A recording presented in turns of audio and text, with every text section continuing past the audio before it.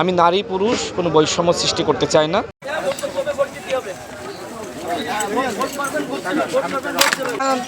বিএনপির মনোনীত ধানের শীষের প্রার্থী আপনারা তো সবাই ধানের শীষ প্রতিকারী লোক, তাই না? ধানের শীষ তুমি কেমন আছো আম্মু? তুমি ভালো করে পড়াশোনা রেখে সবাই ধানের শীষ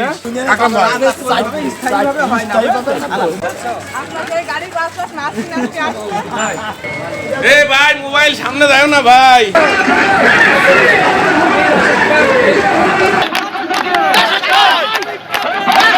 সানশাইন আটা ময়দা সুজি, ভালোবাসায় তৈরি। বিএনপি ক্ষমতায় আসলে নারীদের কর্মসংস্থান বাড়ানো হবে, তাদের নিরাপত্তা নিশ্চিত করা সম্ভবপর হবে এবং নারীরা শিক্ষাক্ষেত্রে আরও বেশি এগিয়ে যাবে ইনশাআল্লাহ।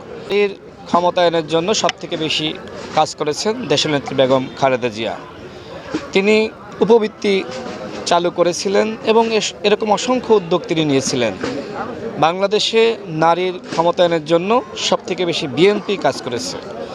পুরুষ বা নারী এইভাবে আসলে আমি বিভক্ত করতে চাই না। আমি চাই যে ঘরে সন্তান জন্ম নিবে, স্কুলে যাওয়ার বয়স হলে সেই সন্তান স্কুলে যাবে।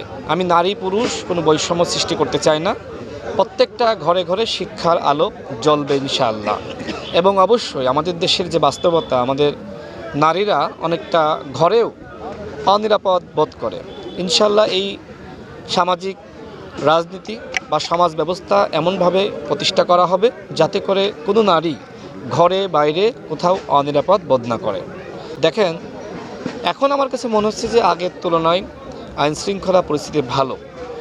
বিশেষ করে স্বরাষ্ট্র উপদেষ্টাকে নিয়ে সমালোচনা ছিল, আমি নিজে অনেক সময় তার পদত্যাগ দাবি করেছি, কিন্তু নির্বাচনের আগে তিনি মোটামুটি সব কিছু সামাল দিতে পারছেন। এজন্য আমি সরকারকে ধন্যবাদ জানাই। আর নির্বাচন কমিশন একা তো নির্বাচন করে না, রাজনৈতিক দলগুলো যদি সরকারকে সহযোগিতা করে, নির্বাচন কমিশনকে সহযোগিতা করে, তো সেক্ষেত্রে একটি শান্তিপূর্ণ, অবাধ, সুষ্ঠু, নিরপেক্ষ নির্বাচন এটি অনুষ্ঠিত করা নির্বাচন কমিশনের পক্ষে সম্ভব। আমি মনে করি এখনও পর্যন্ত নির্বাচনের যথাযথ পরিবেশ রয়েছে। বিশেষ করে বাংলাদেশের সবথেকে বড় দল বিএনপি সরকারকে এবং নির্বাচন কমিশনকে সহযোগিতা করছে।